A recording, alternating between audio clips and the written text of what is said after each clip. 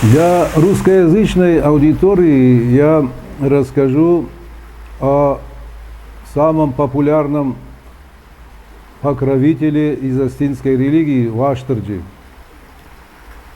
Ваштарджи осетины молятся в его праздники ежедневно. Все, кто в пути, в дороге и в серьезных делах, они все время молятся Ваштарджи. Любое пиршество, любые кувды всегда вторым тостом произносятся у осетин почтение Ваштарджи.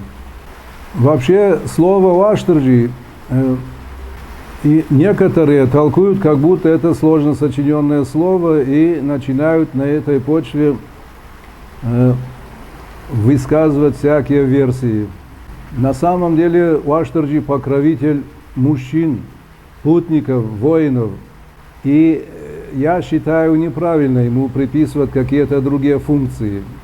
Есть, например, такие ошибочные мнения, на мой взгляд, что якобы Нахаш Ваштарджи – это Ваштарджи слов, и во время молитвы произносят, чтобы в наших словах было почтение, уважение к нашим словам и так далее. Я считаю, что это неправильно. Когда некоторые спрашивают, почему Ваштарджи один, а название у него множество.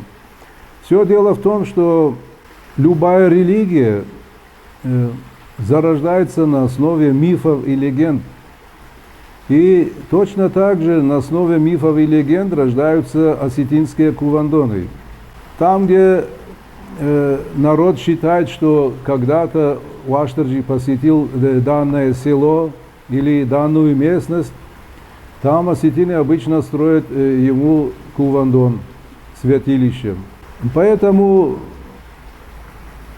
появляется такое географическое название Ваштарджи и произносится примерно так, значит, Завгиш Ваштарджи, Ходу Ваштарджи, Кобу Ваштарджи и так далее.